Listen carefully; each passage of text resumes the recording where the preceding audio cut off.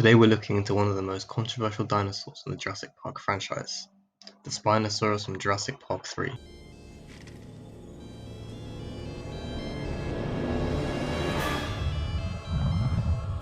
Throughout almost the entirety of the movie, we see the Spinosaurus so hell-bent on chasing Alan, the Kirbys, and the mercenaries, and here are the possible reasons why. First things first, the Spinosaurus we see in Jurassic Park III was way more aggressive than any real dinosaur probably ever was. There are some pretty interesting in-universe explanations for this behaviour.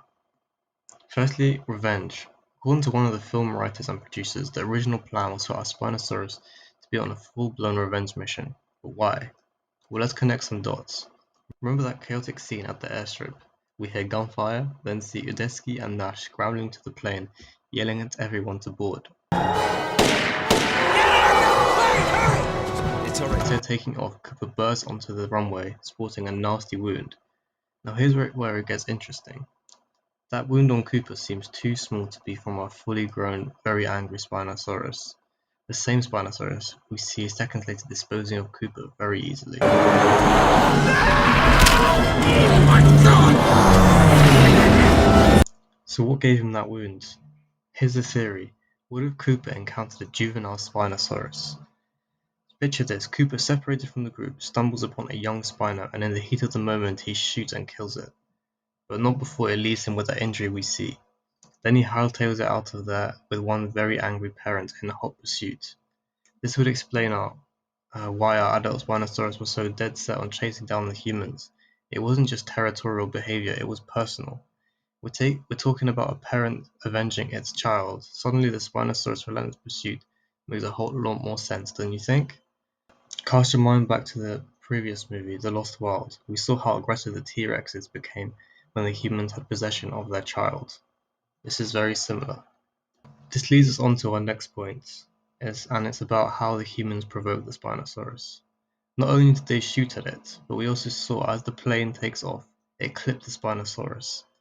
Later we see the nasty wound that left on the Spino. This surely made the Spino feel threatened and angered by the humans.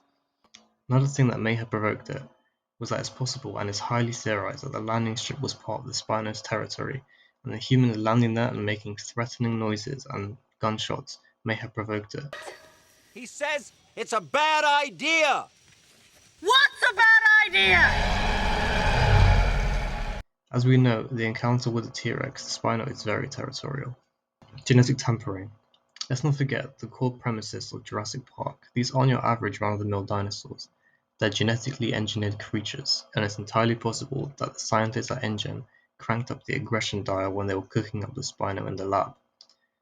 We always saw the scientists at InGen doing some crazy experiments, so it's entirely possible that this is the case. Finally, I just want to talk about a really out there theory there was actually two Spinosaurs on Isla Sorna. That made it seem like the Spino was almost teleporting around. However, I do not believe this to be the case due to the Spino technically always looking the same and because of the wounds caused by the plane of gunshots that are consistent throughout the movie. But who knows? And also that would give us a way for there to be a juvenile Spino as maybe two adults mated. Could this Spino have just been a revenge-driven, provoked and possibly genetically enhanced super predator? When you look at it that way, maybe we shouldn't be surprised the Spino caused so much havoc. What do you think? Was the Spinosaurus justified in its rampage, or was it just bad writing? Let us know in the comments.